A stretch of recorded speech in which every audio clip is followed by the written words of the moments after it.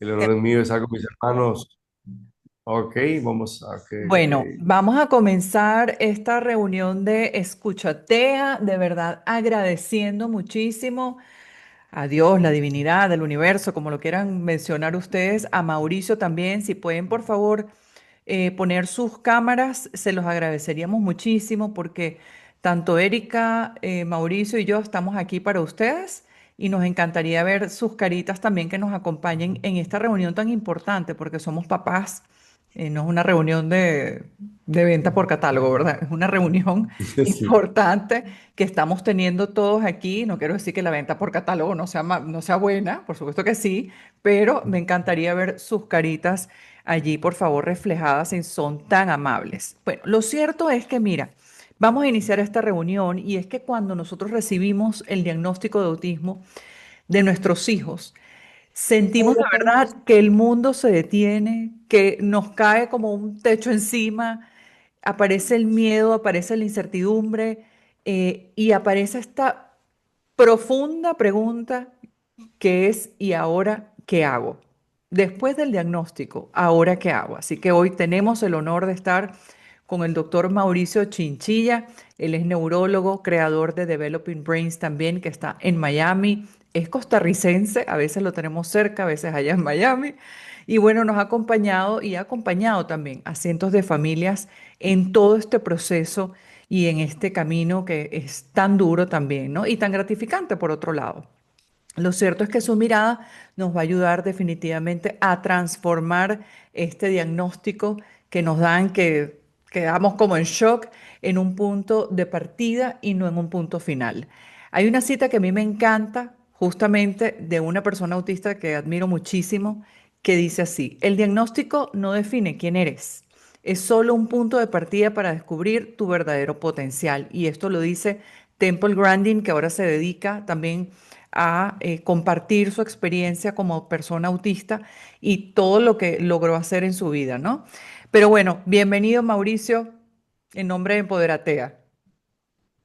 Muchísimas gracias. Un abrazo a todos mis hermanos salvadoreños. Tengo muy buenos amigos en El Salvador. Yo Ajá. estudié en una escuela internacional y había el grupo de salvadoreños. Compartíamos comidas y demás. Así que tengo muy buenos amigos en El Salvador. Son hermanos, hermanos centroamericanos que gracias a Dios nos encontramos en el camino y nos apoyamos y yo pues con muchísimo gusto siempre voy a estar para apoyar, para ayudar, para intercambiar y para hacer un poquito de luz en el camino de, tan difícil, ¿no? Que tenemos como padres de familia em, en los niños neurodiversos. Hablando ya un Perfecto. poquito de Ujú. este momento de, tan duro, ¿no? Yo he escuchado expresiones tan rígidas de alguna persona diciendo, mira, tienes que aceptar que no todos son genios. Tienes que aceptar de que tu hijo no va a ser astronauta, tienes que aceptar de que tu hijo no va a ser abogado, médico, tienes que aceptarlo. Y eso, eso es muy fácil de decir, pero es algo muy duro para un padre conocer que se encuentra frente a una eh, etapa nueva de Realidad. su vida donde se sale de lo que usted tiene teóricamente planificado por la sociedad, ¿verdad? Por los esquemas sociales, dentro de la misma familia, hermanos, sobrinos, primos, de lo que uno cree que su hijo va a hacer, ¿no? El primer punto, y se lo quiero decir a todos los padres, es una de mis preocupaciones hoy en día. Yo lo digo así, hoy tenemos un problema que son las modas. Ujú, ¿Ok? A como fueron las modas en su momento de ser extremadamente delgado, esta moda ujú. se fue eliminando a partir del crecimiento de los pacientes con VIH. eh, y ahora la mayoría de modelos que observamos de ambos sexos son musculosos, no son de gimnasio. O sea, esa moda cambió y tenemos modas en las sociedades. eh, y pues hoy en día tenemos a mucha gente tomando el autismo como una moda. Y ahí tenemos que tener mucho cuidado.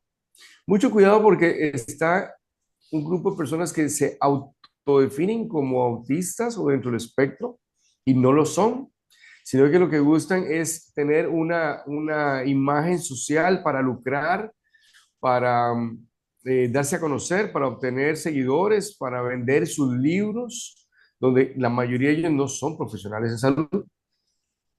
El otro problema que tenemos son los diagnósticos exagerados, y aquí me quiero detener un poco.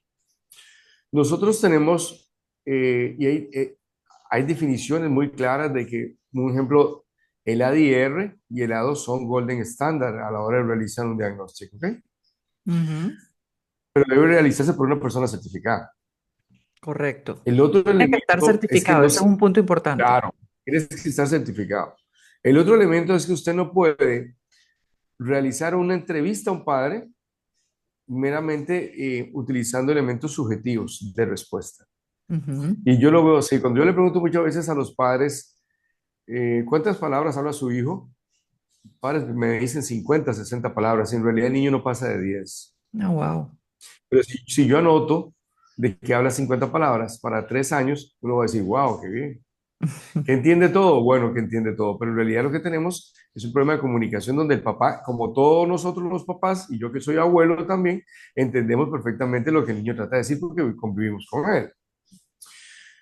Otro elemento de diagnóstico es que no podemos diferenciar de que el niño neurodiverso es un niño. Por lo tanto, hay enfermedades propias de la niñez que estos niños tienen.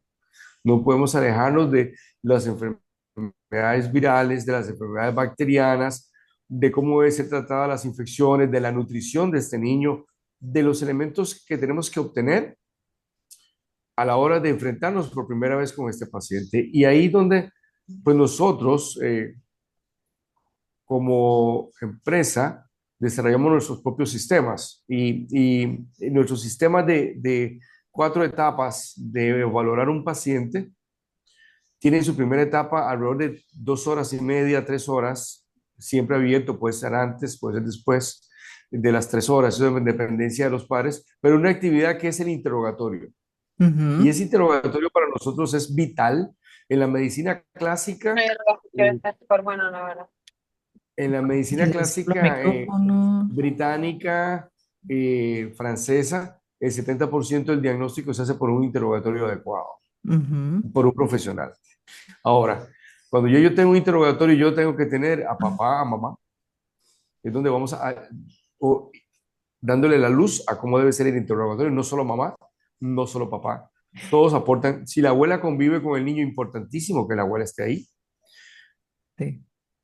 porque tiene que ser parte de la terapia. Sí, el Pero para otro día me iniciar una contaron, terapia, doctor, perdón que le interrumpa, que es una pareja que está separada y entonces fue la mamá donde el neurólogo y él le dijo que el papá quedaba fuera. no Entonces, debe ser así. Con nosotros ¿no? siempre están todos. Ujú. Por Aunque una estén razón, separados. hay custodia compartida. Ujú. Y eso en dependencia del país donde usted vive. Va a estar 4 días el niño con un papá, 3 días con otro, ¿verdad? Eh, o tengo, lógicamente, problemas que son mayores donde ninguno de los dos comparte solo un fin de semana al mes. Pero ese fin de semana puede ser caótico para el niño. Puede tirar atrás todo el trabajo hecho del mes de terapia. Por lo Ujú. tanto, todos tienen que estar presentes a la hora del interrogatorio porque aportan, porque nos dan información. Claro. Un otro elemento que yo quiero tomar es que no todo niño con un trastorno de neurodesarrollo es autista. ¿Ok? Usted puede tener un trastorno de neurodesarrollo del habla, puede tener un trastorno de neurodesarrollo motor, puede tener un trastorno de neurodesarrollo sensitivo, o sea, un problema sensorial, puede tener hipoacusia, puede tener un trastorno de visión, y esto puede dar trastornos de neurodesarrollo. Pero además, si tenemos un niño, y esto es el día a día nuestro, tenemos un niño, por ejemplo, que nace de 28 semanas, 30 semanas. Eh, tenemos un niño que es pretérmino, que está en una unidad de terapia intensiva 15 días, un mes, 6 meses y medio, que tiene una alimentación que no es la típica que debe tener un neonato, que no tiene un desarrollo intrauterino, que sufre hipoxia, que tiene hemorragias cerebrales, que es una complicación muy, muy común de los pacientes pretérminos, y que aparte de esto puede ser epiléptico, pues entonces tenemos un niño con todas estas características, que tiene unas lesiones estáticas de su sistema nervioso central, que se asoció a hipoxia a la hora de nacer, o sea que no le llegó suficiente oxígeno a su cerebro, o no le llegaba durante el embarazo, si tenemos mamás con preeclampsia que tenemos que detener el embarazo rapidito, si tenemos mamás que sufren una enfermedad cardiovascular y tenemos que frenar el embarazo, tenemos mamás que han tenido COVID, por ejemplo, hay que hacer una cesárea de urgencia Ujú. o por accidentes. Estos niños que ya tienen una lesión hipóxica cerebral, tienen una lesión estática, que no es progresiva, y que tenemos que partir de lo que tenemos para empezar a planificar una terapia. No es igual a un niño que ha tenido un embarazo típico, que llega a las 40, 44 semanas, 42 semanas, 38, sin problema con un parto, sin problema con una mamá que dio lactancia materna y que luego observa un retraso en el neurodesarrollo. Es completamente una opción de terapia diferente a de este niño donde tenemos que estudiar, bueno, ¿qué pasó aquí? Claro. Tenemos una enfermedad genética, tenemos niños con enfermedades genéticas por acúmulo, que empiezan en cierto momento a los 2, 3 años empiezan a hacer un retroceso. Tenemos niños con encefalitis, que no es lo mismo un niño que te hace una encefalitis, ya sea por un virus, por Epstein-Barr, por citomegalovirus, ¿verdad? Porque se asocia encefalitis con algunos medicamentos. Toda la vida hemos tenido encefalitis postvacunales, no es algo de ahora, que es otro problema que todo el mundo habla de la vacuna. Toda la vida hemos tenido niños que tienen manifestaciones neurológicas después de una vacuna, Ah, wow. o convulsionan, o hacen encefalitis. Esto, para los que somos médicos, no es nuevo. Ok. ¿Ok? No es nuevo. Siempre hay un margen de Este, pacientes que tienen efectos adversos. ok. Por lo tanto, si tuvo una encefalitis o por un virus herpes, el clásico niño que le da un besito en la boca cuando lo van a conocer los familiares y el familiar tiene un virus herpes y lo contagia y el niño hace una encefalitis por herpes virus. Por lo Ah, tanto, cuando tenemos que enfrentarnos a este niño, tenemos la misma situación de cualquier niño. Tenemos que interrogarlos para saber dónde estamos, dónde el médico se sitúa. Y en esto uno tiene que tenerlo claro, que aunque hay personas entrenadas que funcionan dentro de nuestros equipos, le voy a decir un ejemplo, psicólogos que funcionan perfectamente dentro de su función dentro del equipo. Tenemos terapistas, tenemos los health coach que funcionan muy bien y es lo que estábamos hablando al inicio de la actividad, que son ese link perfecto entre los papás y nosotros. Tenemos nosotros los neurólogos, que tenemos muchas veces, a la gente le da miedo a los neurólogos, no sé por qué, pero siempre los neurólogos tenemos una imagen de gente seria, que no habla y que son difíciles de acceder, ¿no? En realidad puede ser que sea cierto. Puede ser que sea cierto. Y tenemos a los psiquiatras también. Por ejemplo, Developing Brains, nosotros tenemos un equipo muy variado de profesionales y ahora tenemos a una psiquiatra. ¿Ok? La doctora Ariane, que es la que se encarga de Developing Brains Neuroscience, y ella se encarga de la terapia con TMS. ¿Ok? Por lo tanto, tenemos diferentes profesionales que deben abordar ese niño. Hay problemas en el niño que son muchos de funcionamiento familiar, los mm, divorcios, la mm. falta de comunicación, donde los papás no llegan al mismo acuerdo ni siquiera con la alimentación del niño, que es otro elemento que vamos a tocar en esto. Por lo tanto, tenemos que ir detectándolo desde la primera visita, ¿no? ¿Cómo es la dinámica familiar? O sea, ¿están en una crisis familiar, están en un divorcio, o tienen un montón de niños, o tienen varios niños enfermos, o Mm. tienen problemas económicos muy importantes que no les permite pues, tener otro tipo de terapias y tenemos que adecuar esto al niño? Yo pienso que lo primero es que un profesional de salud atiende a ese niño. Siempre empieza la sospecha, ¿no? Y la sospecha inicia desde que el niño está en una guardería, un ejemplo, o ingresa a un sistema de cuidado y cuando se está evaluando los hitos de desarrollo, ¿no? Cuando se sienta, tiene pinza digital, ese niño arrastra coordinado de forma adecuada, es un niño que se sentó, es un niño que gatea, es un niño que ya va alimentándose solo bien, que no tiene problemas con las texturas ni con los sabores, es un niño que tiene, por ejemplo, que tiene buena postura a la hora de ponerse de pie y que camina, pero cuando tenemos un niño pues que no gatea, ya eso nos dice mucho, nos dice que es un niño que no dice ma, ni dada, ni papá, ni mamá, que no hay desarrollo del lenguaje, un niño que lo observamos, que no tiene buena coordinación motora, que no hace buen contacto visual. Ya eso son cosas que nos van encendiendo las luces y nos dice, bueno, hay que evaluar a este niño. Y no todo, repito, es estar dentro del espectro autista, ¿no? Hay muchos elementos más de trastornos del neurodesarrollo que tenemos que observar y que hoy en día tenemos más pruebas genéticas para definir enfermedades genéticas en ellos, ¿verdad? Que vemos muchos genes que se asocian, pero que no son definitorios para el diagnóstico de autismo, pero sí de otras enfermedades neurológicas que nos va a producir una progresión de la enfermedad y que el niño no va a tener un buen resultado. Eso es lo primero. Pienso yo que es importantísimo hacer una evaluación de un niño. O sea, ese niño necesita un hemograma, yo necesito saber la hemoglobina de este niño. ¿Tiene anemia?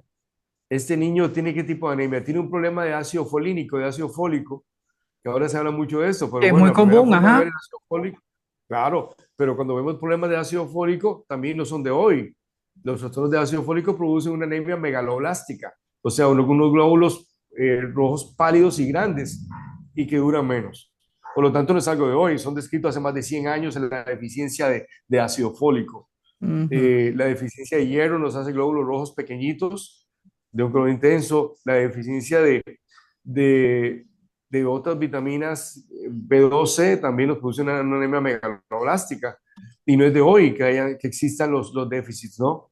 De nutrición. Y cuando observamos, bueno, un trastorno del neurodesarrollo del niño que no crece, bueno, ¿qué pasa? No tiene suficiente hormona de crecimiento, no tiene un aporte de proteínas adecuado, come solo carbohidratos, no tiene exposición al sol, no tiene descendido los testículos en su momento, no hay descenso de testículos, ¿verdad? Tenemos un problema con la testosterona en el niño.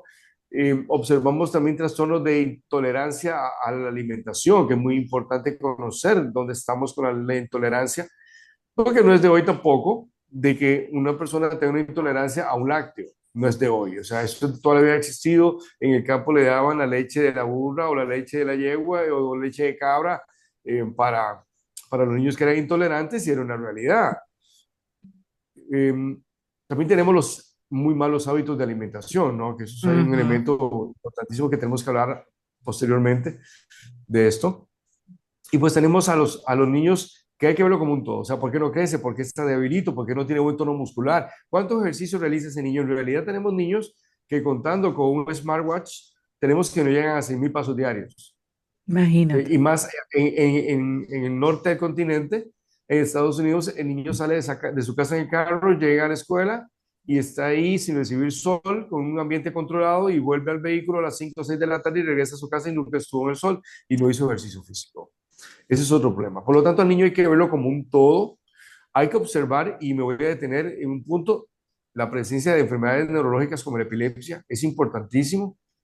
Tenemos problemas en América Latina porque somos muy pocos neurólogos, en realidad. Es una eh, Y buenos, especialidad muy muy poco buenos. compleja. No Ujú. es porque yo sea neurólogo, pero yo siempre fui un apasionado de la medicina y en un inicio, para que tenga una idea, yo entré a veterinaria, ¿no? Cuando me gradué del high school Ujú. y era voluntario de Cruz Roja y en un accidente vi un animal falleciendo, agonizando, estuvo parte en el accidente, un caballo, y me di cuenta que no servía como veterinario, ¿no? No, Mm. yo no soy. Y durante mi formación me di cuenta de los amores, ¿no? De cada especialidad, pero neurología me apasionó y creo que neurología tiene que apasionarte debido a que normalmente nos encontramos con situaciones muy crudas, ¿no?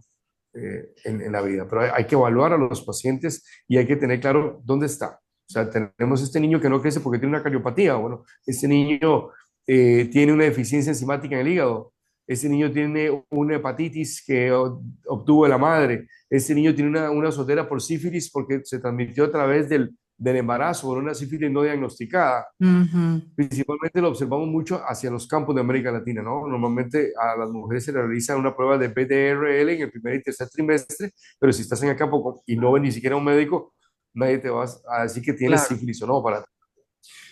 Ya sabiendo dónde está el niño, empezamos en la siguiente etapa. O sea, la siguiente Ujú. etapa es valorar si el niño está dentro del espectro o no, y ahí es donde yo quito las etiquetas. Developing Brains no se dedica solamente a niños dentro del espectro autista, se dedica a niños que tienen trastornos de neurodesarrollo. Ok. Y en este caso, pues nosotros ya estamos llegando a tener adolescentes y estamos en la necesidad de, pues, ampliar físicamente ya nuestro edificio, porque hay un gran número de adolescentes y de adultos jóvenes con esa situación. Un ejemplo, la primera vez que yo hice el primer protocolo con láser en pacientes dentro del espectro, Estados Unidos tenía 17.400 adolescentes en centros de reclusión. Wow. Entonces, ok, lugares de contención. Y eso es bien complicado. Ahora, cuando ya yo tengo un niño que tiene una necesidad especial, es donde yo puedo evaluar y voy a otra etapa de evaluación. Yo tengo que conocer cuál es la edad neurológica de ese niño con respecto a su edad. O sea, yo tengo una evaluación que él debe de llevar a cabo y es donde yo me doy cuenta si él está por arriba o por abajo. Porque Ujú. también tenemos niños con grandes capacidades y que son incomprendidos y que todo el mundo les pone la etiqueta de Asperger o de autistas y en realidad son genios que tienen problemas de comunicación. Entonces, si tienes un genio con un Correcto. problema de comunicación, no lo puedes tener en una institución con niños con síndrome de Down, porque son Claro. conductas diferentes y son programas de atención completamente diferentes al de un niño que necesita explotar más el área social, pero que tal vez en matemática, en química, física, en letras es un genio escribiendo y te escribe una novela. Mm. Yo tengo niños que tienen trastornos, por ejemplo, de motores o de lenguaje, pero que tienen unas ideas de desarrollo de software increíbles y de cómo colaborar con otros niños dentro del espectro, ¿no? O niños que tengan problemas de neurodesarrollo. Yo tengo que saber dónde está ese niño, en conducta, en motor, tengo que saber en la sensibilidad, dónde se encuentra él, tengo Mm. que saber de ese niño cómo está el lenguaje, cómo están sus actividades sociales. ¿Este niño va al baño o no? Bueno, ¿la mamá lo enseñó a ir al baño o no lo ha enseñado o lo tiene compañeras? ¿Este niño se puede amarrar los zapatos o no se los puede amarrar? ¿Este niño sabe definir las partes del cuerpo, sabe verbos, sabe expresarse? Yo tengo pacientes que son prácticamente no verbales, pero su trastorno de neurodesarrollo es verbal. Son niños que saben absolutamente todo el contenido y más para su edad y se comunican mediante gestos o mediante tablets Ujú. y tienen buena socialización. Por lo tanto, hay que definir muy bien, bueno, ¿dónde está el niño? Ujú. Este adolescente tiene las escalas evaluadas para saber dónde se encuentra y a partir yo ahí conozco el coeficiente de desarrollo en cada punto, ¿no? En lenguaje, en motor, en sociabilidad, en postura y yo voy definiendo hacia dónde voy con este niño. Así es como se debe hacer. O sea, y si el padre no tiene estas evaluaciones, pues entonces no sabe qué hacer.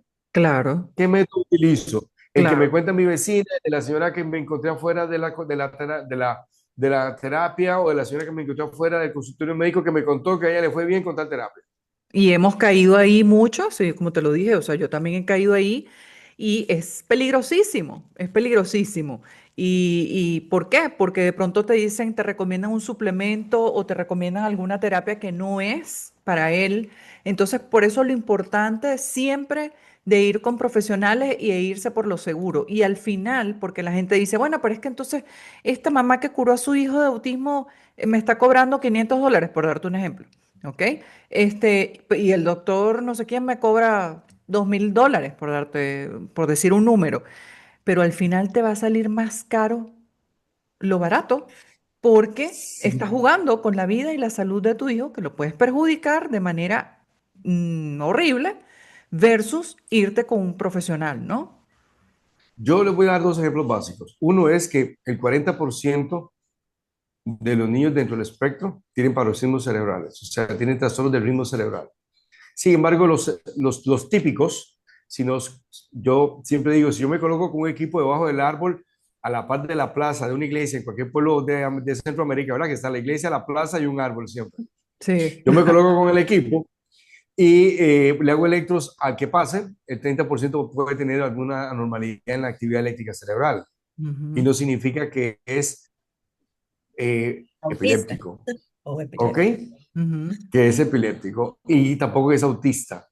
Y tampoco significa que necesita estar tomando un suplemento o un medicamento que me dijeron que le hizo muy bueno al otro, porque el otro tal vez sí es epiléptico. Ujú. Nosotros tenemos niños epilépticos que lógicamente si no controla la epilepsia, cualquier niño que no sea autista, epiléptico, sin control medicamentoso, que no tenga crisis, pues va a tener un trastorno de neurodesarrollo. cada vez que están dándose las crisis hay muerte neuronal y no quiere Claro. decir que sea autista, es que tiene un trastorno del neurodesarrollo que es epiléptico, tal vez desde el nacer, No sabía desde eso. la primera infancia y demás. Hay muchísimos niños epilépticos que usted va a observar con un trastorno de neurodesarrollo asociados a epilepsia sin diagnóstico. Correcto. Y muchas veces se interpreta como un problema psiquiátrico, ¿no? Que el niño tiene problemas psiquiátricos y hay que darle un sedante y hay que darle un medicamento para, y en realidad son trastornos epilépticos.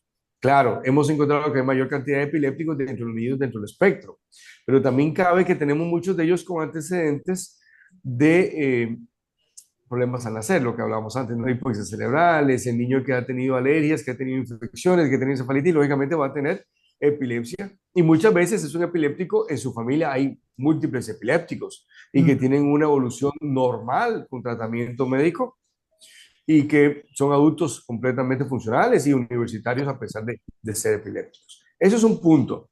El otro punto importantísimo en esto es que yo necesito saber, cuando yo voy a darle al niño un suplemento nutricional, ahí me detengo siempre. Ujú. O sea, el niño lo necesita. Exacto, sí. Ujú. El niño necesita en realidad o yo necesito mejorar la nutrición de mi hijo.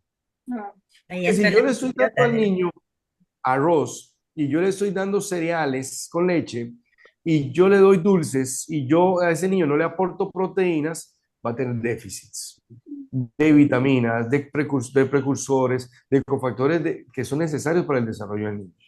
Ahora, si mi hijo es alérgico, no necesariamente siempre las manifestaciones de alergia se dan en piel.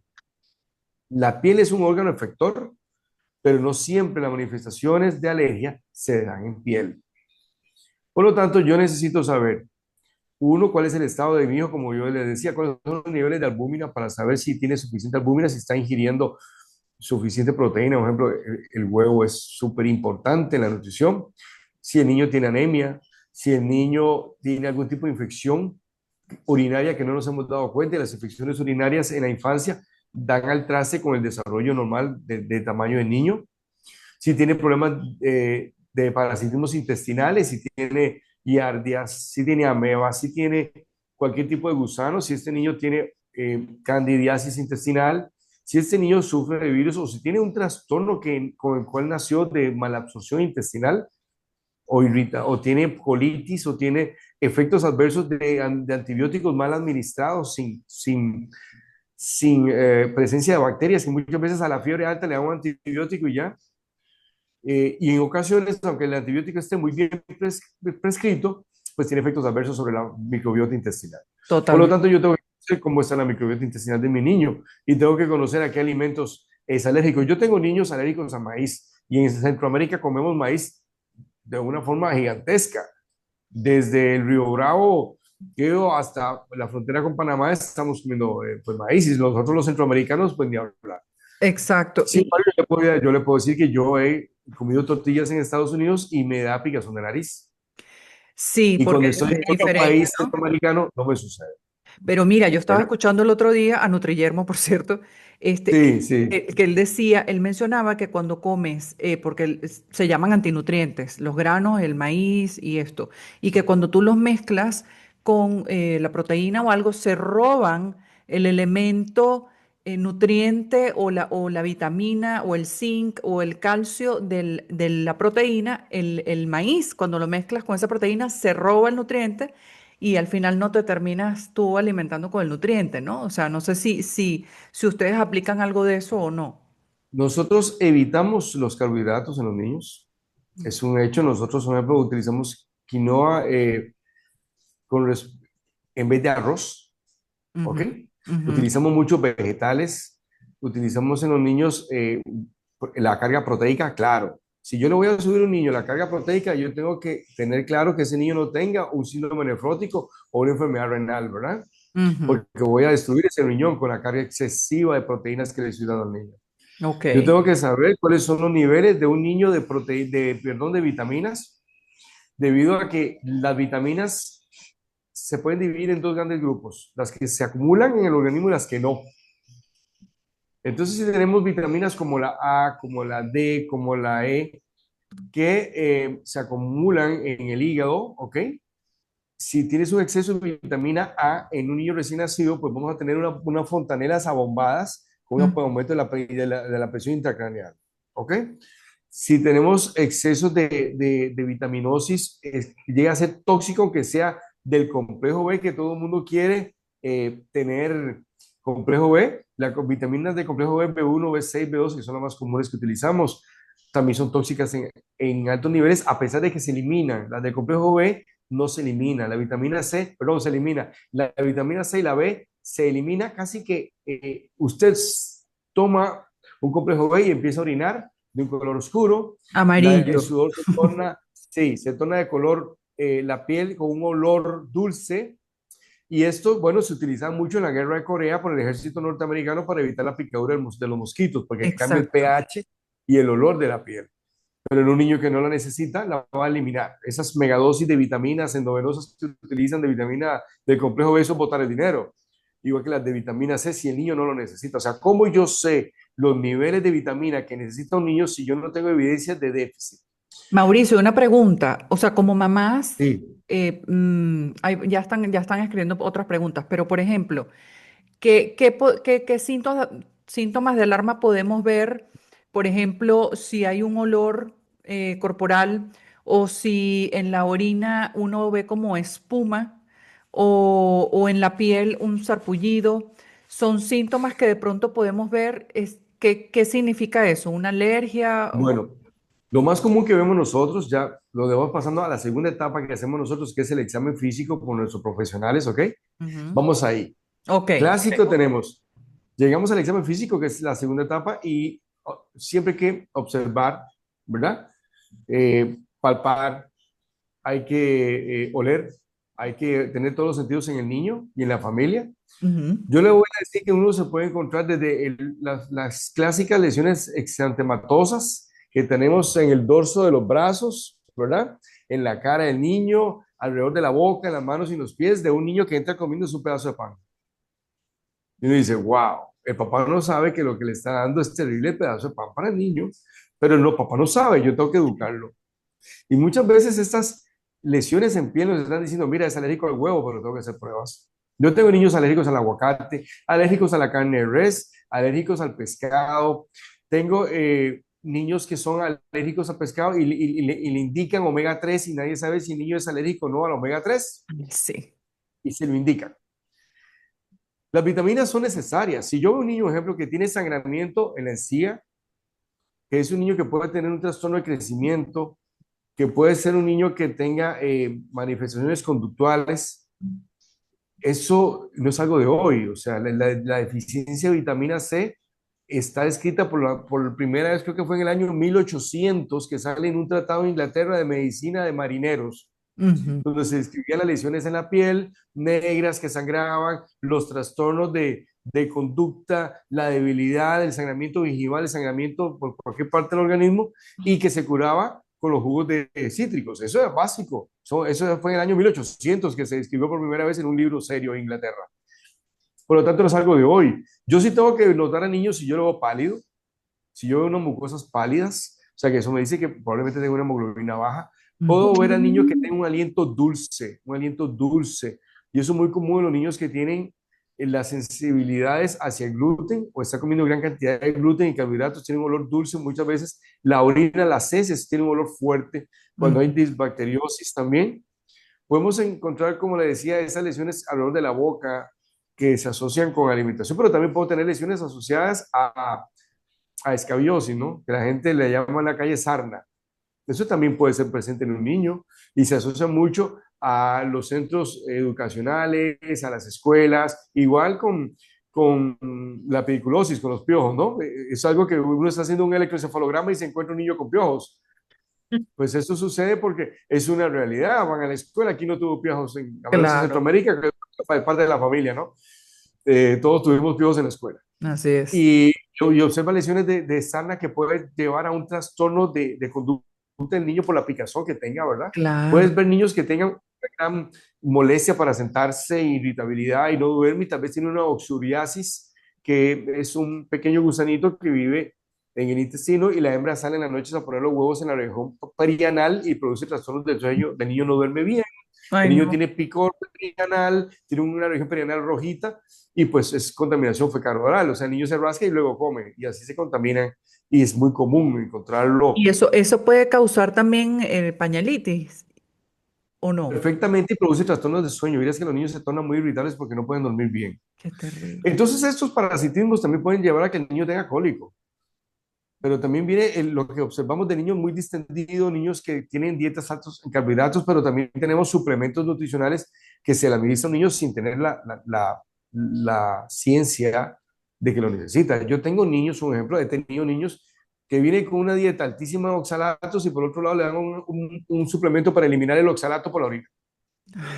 Entonces, tengo un exceso de oxalato a nivel renal y le causa litiasis, cálculos renales y cálculos en la vejiga y produce hemorragias renales y produce cólico nefrítico porque se utilizan medicamentos y suplementos que primero no están certificados por ninguna compañía seria. Son hechos en diferentes países de Asia, ¿verdad? En Que China. vienen con etiquetados que no vienen ni siquiera en español y lo otro son las combinaciones que utilizan combinaciones que no tienen una base científica, ¿verdad? Ni la cantidad que le damos de una vitamina, de un suplemento, ni la combinación, incluso no necesariamente la combinación en teoría. Yo tengo papás que me han dicho, porque yo lo puse, dicen los papás, en ChatGPT, y en ChatGPT yo vi que tal combinación de vitaminas le iría bien. Y yo le digo, ¿y usted analizó los preservantes que tienen estos suplementos?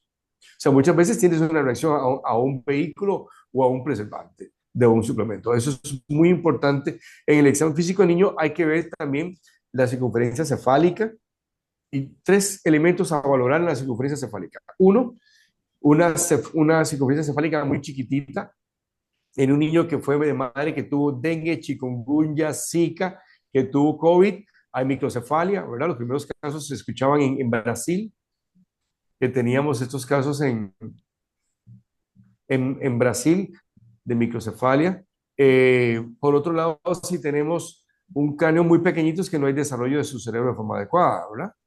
Tenemos también cráneos muy grandes. Si tenemos varones que son ambidiestros y que tienen cráneos grandes y que tienen un poquito de retardo en el desarrollo del lenguaje, pero que al final lo van a ganar. Y por otro lado, tenemos niños con hidrocefalia y muchas veces muchas manifestaciones de hidrocefalia o de meningocefalitis, ya sea viral o bacteriana, llevan a un aumento en la bombadora fontanela de los niños, que tiene que ser un médico que evalúe estos elementos. La talla, el peso, el patrón respiratorio. Muchos de esos niños, pues no puedes evaluar a un niño si viene con catarro, porque ese niño está irritable, no te va a responder, quiere irse a la casa a dormir. Eso hay que tenerlo muy, muy en cuenta a la hora de uno ser muy ético para atender a un niño. Y es mejor decirle a la mamá, mire, lléveselo y venga luego, cuando Ujú. no tenga fiebre, cuando no tenga un problema digestivo, si tienen diarrea, si tienen estreñimiento. Ningún niño con esas características va a estar pues sintiéndose bien en una consulta, ¿no? Y son Mm. elementos a tomar en cuenta siempre. El examen físico es vital para conocer si el niño se encuentra con un tono muscular adecuado. Y cuando vemos un niño con tono muscular inadecuado, o tenemos una hiperlaxitud articular, o tenemos problemas de marcha, o problemas posturales, ya sea de cabeza, que lo ves de lado caminando, o que siempre está, o tiene una escoliosis, o, o que presentan muchas veces los pediatras y los médicos generales son los primeros que deben examinar a un niño para ver si tiene los testículos en sus bolsas, como les decía anteriormente. Esos son elementos que siempre hay que examinar al niño, ¿no? Hay que partir de que es un niño y luego vemos lo otro. Luego de que vemos estos elementos que pueden ser desde una lesión simple de piel por alergia hasta lesiones de sangramiento nasal, tenemos niños que sangran profusamente nasal por las lesiones que tienen de la resequedad, eh, o son niños que están inmunodeprimidos, no son inmunocompetentes y que tienen infecciones a repetición, o acaban de ingresar a la escuela y va a tener un catarro todos los meses, Hay cada 3 semanas. mucho, mucho de Es eso. muy común. Principalmente los que estuvieron en el tiempo de COVID, que estuvieron aislados. Son niños que también no estuvieron expuestos a los virus y por lo tanto se están enfermando ahora más que lo que se enfermaban sus hermanos mayores. Sus papás. Ya llegando a tener este conocimiento de dónde está el niño, ya ahí donde la ciencia transforma, ¿no? Un diagnóstico en una terapia adecuada. Ujú. Muchas veces nos gustan los médicos encasillar, clasificar las tablitas, los cuadros, y muchas veces en vez de facilitarle al padre la vida, lo que le produce al padre es llenarle la cabeza de mucha información. O sea, el decir el grado de profundidad de un niño dentro del espectro nos va a hablar del nivel, si estamos hablando, el nivel de necesidad de atención especializada. Pero eso es algo fluctuante. Tan fluctuante que si yo lo que tenía con el problema de este niño era un problema que tenía conductual, que se frustraba porque no podía hablar y yo le hice la terapia adecuada y el niño empezó a mejorar su comunicación. No estoy diciendo que empiece a hablar, que es otra cosa que la gente vende. Venga a mí con mi terapia y yo te voy a volver a tu niño hablando. Eso es algo sumamente irresponsable. El niño cuando mejora y aprende a comunicarse, pues disminuye mucho la frustración de comunicación que tiene. ¿Ok? Por lo tanto, yo tengo que pensar que los niveles de necesidad de atención de un niño pueden variar, los niveles de trastornos de comunicación, de actividad motora pueden variar cuando yo hago una buena intervención en el niño. ¿Ok? Ujú. Yo la fuerza muscular la evalúo de 1 a 5, pero si yo tengo un niño que tiene una fuerza muscular en 3 y yo hice una buena terapia dirigida a los grupos musculares que él necesita, a los ejercicios, luego va a tener una fuerza muscular de 4 con base a 5 y ya gané. Pero para eso es lo único que le sirve a papá, para decirle que subió un punto, ¿verdad? Y muchas veces si no le explico en qué se basa, el papá no me va a entender. Cuando ya hablamos de terapias, yo siempre empiezo por la nutrición y me parece que es algo que lo he vivido muchísimo, vea. Yo estudié en Salzburgo, en Austria, y en la Universidad de Salzburgo neuromonitoreo y trabajé mucho tiempo con pacientes de estado vegetativo, pacientes en coma, pacientes lógica con diagnóstico de muerte encefálica, muerte cerebral. Pero los pacientes que observamos muchas veces allá en Salzburgo, pues algunos tenían anemia y tenían alimentación de primer mundo. Oh, wow. ¿Ok? Me sucedió también en Arabia Saudita con pacientes con anemia. Y uno se detenía a pensar, wow, tienen de las mejores marcas y tienen anemia. ¿Por Ujú. qué? Porque tienen necesidades independientes cada uno. Sin embargo, si vamos a América Latina, y tuve la oportunidad de hacerlo, que fue llevar a profesores europeos a la casa de la gente, del campesino que tiene un niño que se electrocutó, un ejemplo, y que está alimentándose por una sonda directamente a su estómago y la mamá lo que le hace es una sopa, un caldo, donde le pone un poquito de malanga, le pone papa, le pone un pedazo de pollo, le pone vegetales, saca todo aquello, lo pasa por la batidora y con el caldo de la carne lo hizo más líquido y lo pasó por una jeringuilla, ese niño no tenía anemia. Y uno dice, wow, Imagínate. uno tiene que adecuar también a lo que el padre puede hacer con la Ujú. alimentación. Yo no puedo decirle a un padre comprarle brócoli si el padre no puede darle proteína al niño, ¿no? Si no puede pagar la proteína, que es algo vital en esto. Yo no puedo decirle a un padre, mira, compra quinoa o ve a comprar a Whole Foods en Estados Unidos que comprar todo orgánico cuando no tiene un techo donde tener este niño, que es Claro, muchísimo más importante tener una consulta médica. claro. Yo pienso que hay elementos básicos que la pirámide de alimentación está muy mal diseñada. Tenemos que eliminar esa pirámide y es lo que hablamos mucho con Nutri Guillermo. Yo hablé mucho porque eh, ambos pertenecemos a Aspica TV, las Sí, diferentes plataformas para pacientes neurodiversos y hemos estado en congresos juntos y sí. hablamos del problema de la pirámide que nos enseñaron a todos. O sea, somos los únicos animales que utilizamos una semilla como el trigo y que la super procesamos y le ponemos un montón de aditamentos y comemos esto todos los días. No, yo lo hago, yo compré hace poco y lo hablaba. En la clínica fui a comprar comida y cuando llegué alguien había puesto un pan en el refrigerador de los trabajadores. Ese pan estuvo ahí un mes y no se llenó de moho. Wow. Wow, si hay moho en cualquier lugar, hay. Y en un mes no se llenó de moho, es cierto, el refrigerador funciona perfectamente, pero tenía que haber desarrollado moho. O sea, ¿qué preservantes tiene para que el moho no crezca? Para que no crezcan los hongos, ese Ujú. alimento. Y sucede con las manzanas, con la cantidad de cera que tiene. Sí, Y siempre la idea de las vitaminas y las frutas son un problema, vea. La naturaleza te da la cura y te da la enfermedad. Ninguna persona se va a comer 8 naranjas. Bueno, claro. al menos que coma, ¿no? Tienes mucha hambre y no has comido nada, te vas a comer 8 naranjas. Pero sí se toma el equivalente al jugo de 8 naranjas en un vaso de jugo azucarado, de concentrado con preservantes. Y esto no le está dando más vitamina C de la que necesita. Lo que le está dando es una carga de azúcar altísima. Y aunque sea jugo natural hecho en casa, tiene grandes cantidades de fructosa que el organismo no necesita. Este elemento es sumamente vital de manejar ¿Por qué? Porque la necesidad de alimentación no tiene que ser basado en creencias que tenemos nosotros antiguos. Tiene que ser basado en ciencia. La fruta, nosotros evitamos que los niños coman batidos, toman jugos, tienen que comer la fruta como fruta. Si vas a comer una Claro. naranja, le quita la cáscara y te la comes. Igual una manzana le quita la cáscara, que tiene ese... Bueno, tome una manzana, la pone en agua caliente y usted va a ver que se torna blanco la cantidad de cera que tiene. Eso no es Ay, no he adecuado hecho la para... prueba, pero lo voy a hacer. Toma una manzana roja y la pone en el agua caliente y va a ver que se torna blanca por la cera. Ay, no. Igual las uvas sin semilla, ¿no? Es algo modificado genéticamente, modifica incluso el nivel de acidez de las frutas. Si tenemos el banano, tiene una fuente altísima de azúcar y hasta donde yo le estoy dando lo que el niño necesita. Si le hago un batido de leche con azúcar y banano, Y ¿ok? avena. Esto es, y avena. Ay, No, y no. ahí es La suficiente. Y con bomba avena se atómica. engordan todos gorditos con avena. En realidad la nutrición es vital en estos niños, es personalizada, debe ser personalizada y repito, muchas veces no tenemos la capacidad económica, hablando de frente, para pagar un análisis que puede costar 300, 400, 500, $600, pero sí puedo modificar lo que le doy a mi hijo cuando yo elimino todos los ultraprocesados, cuando yo le quito todos estos snacks, no voy a decir marcas porque me pueden demandar, pero pueden Todos tomar cualquiera de sabemos. estos snacks y usted se da cuenta que son sumamente sintéticos, no le ofrecen nada al niño. Un niño que no come proteína y le dan solo leche va a tener anemia en algún momento. Y la ¿Ok? locura de Esos niños hoy, que estos de snacks, leche. colegios y leche y los snacks en los colegios están a la orden del día que tú dices, Terrible. no Y entiendo. pizzas en los colegios, mac and cheese, las, O las peor, sopas, eh, las sopas instantáneas, el yogur con fresa súper dulce, ese que los papás creen ajá, que con el yogur le va a ayudar al niño.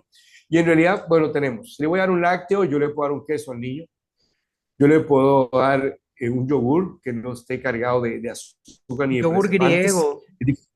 Es difícil de conseguir, incluso, pues digo que es tan buenísimo, tan bueno, pero hay muchas opciones que yo puedo utilizar, ¿no? Ujú. Eh, Cuando vamos a hablar de carne, yo tengo que darle la que yo pueda, como papá, comprar, afrontar de que yo le puedo dar una alimentación mantenida a ese niño. Y los huevos son un amor. Los huevos nos metieron en la cabeza que el colesterol era malo y que los huevos producían colesterol, cuando todo el mundo sabe que al menos el mayor problema de los asados es lo que uno come con el asado, ¿no? Comes un montón de papas y comes el pan con el choripán argentino y estás comiendo tortillas y estás comiendo un montón de carbohidratos y no es la carne lo que te está afectando.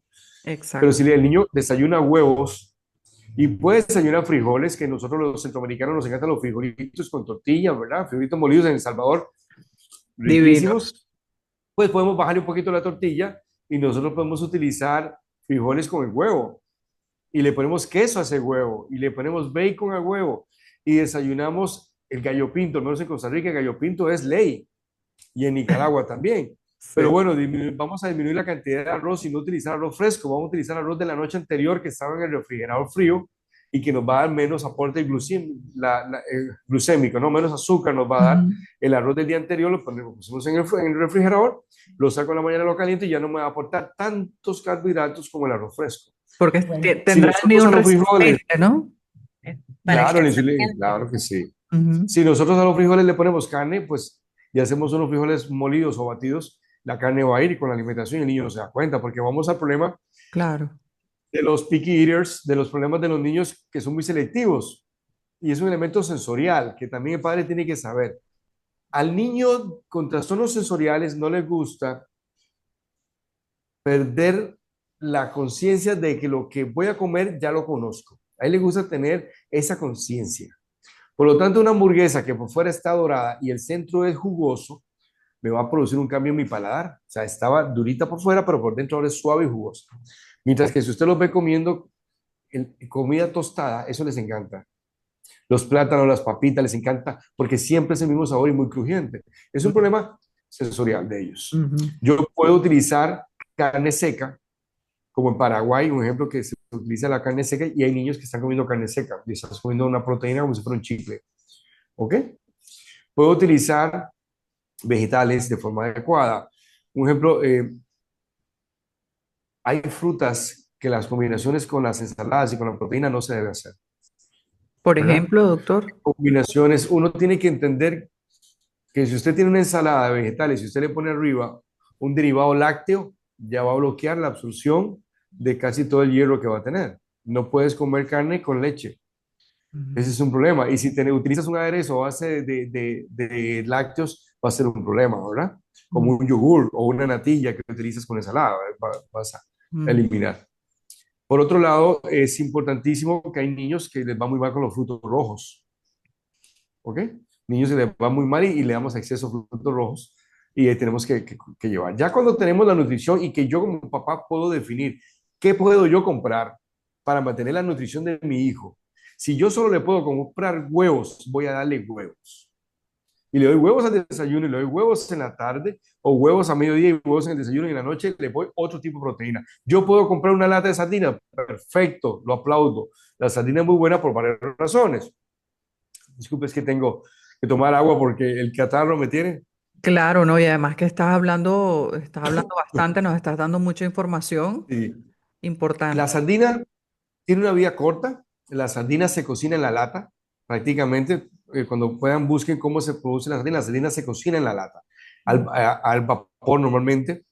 Puede venir en agua, puede venir en aceite de oliva, pero donde da una gran cantidad de proteína y de ácidos grasos, no solo omega 3, ¿no? Pero es muy importante como un apoyo nutricional. Entonces, Sí, es si yo un tengo un niño superalimento.